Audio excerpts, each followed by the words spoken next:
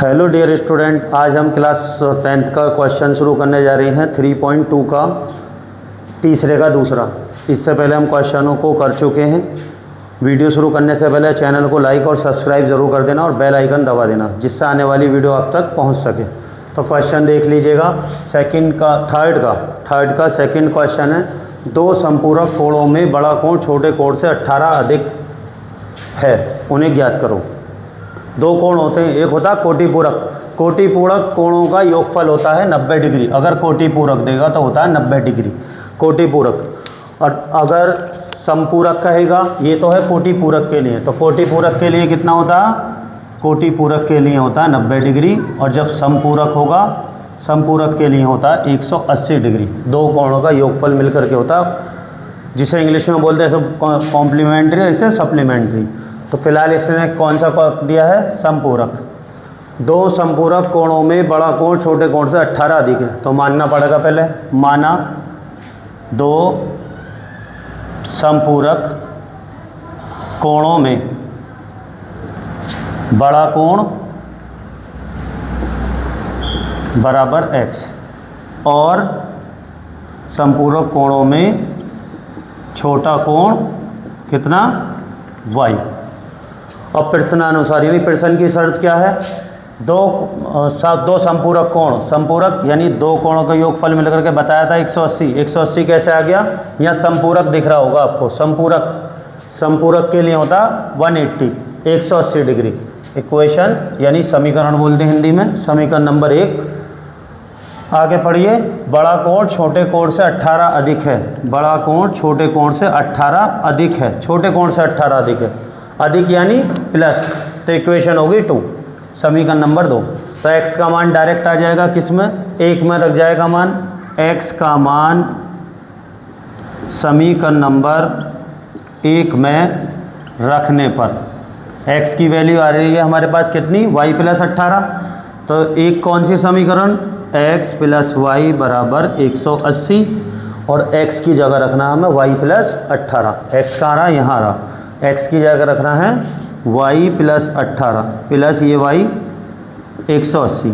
x की जगह रख चुके हैं हम x की वैल्यू। तो 1y और 1y प्लस के 2y प्लस 18 इक्वल 180। 180 अपनी जगह रहेगा, 18 यहाँ के माइनस का हो जाएगा। 18 को क्यों लाए? इसको क्यों नहीं लाए y को? क्योंकि डिजिट के साथ डिजिट पहुँचती है, इसे बोलते हैं पक्षांतर करने पर। दूसरी साइड ले जाते हैं तो निशान बदल जाता। ये बचा 2y बराबर 180 में से 18 के 162 और y के साथ जो भी डिजिट होगी आ जाती है नीचे अपॉन में, 2 से कट जाएगा ये 81 बार। तो y की वैल्यू कितनी आ चुकी है? y की वैल्यू आ चुकी है 81। एक कोण तो हमें मिल चुका है, छोटा कोण तो आ गया 81। अब y का मान समीकरण नंबर किस में रखने पर? 2 में रखने पर, क्योंकि इसमें 3 बनी नहीं है तो इसमें 2 में रखना पड़ेगा। अब दो समीकरण नंबर कौन सी होगी? x बराबर y प्लस 18। x बराबर y की वैल्यू कितनी है ये हमारे पास में? 81। तो यहाँ 81 रख देंगे प्लस 18, टोटल हो गया कितना? 99। तो दोनों कोण आ चुके हैं। बड़ा कोण आया है कितना? बड़ा कोण आया है हमारे पास में 99 डिग्री और छोटा कोण आया है कितना? छोटा कोण आ गया हमारे पास में 81 डिग्री। ये हैं दोनों गाइस आंसर। नेक्स्ट क्वेश्चन करते हैं अब। तो हमारी यूनिट चल रही है 3.2 का तीसरे का थर्ड क्वेश्चन है। एक क्रिकेट टीम में कोच ने 7 बल्ले 6 गेंदें 3800 में खरीदी। बाद में उसने 3 बल्ले और 5 गेंदें 1750 में खरीदी। प्रत्येक गेंद और बल्ले का मूल्य ज्ञात कीजिए। तो पहले क्या लिख रहा? बल्ले। तो माना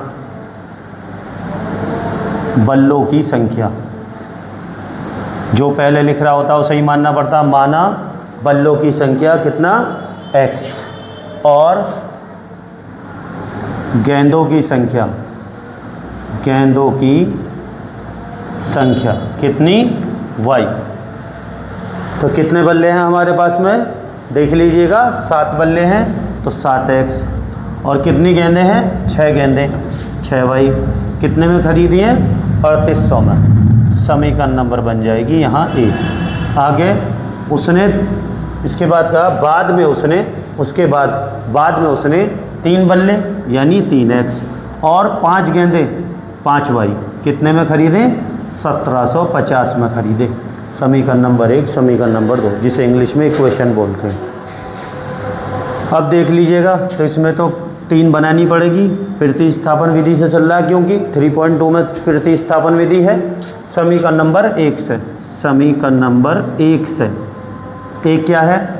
7x + 6y बराबर 3800।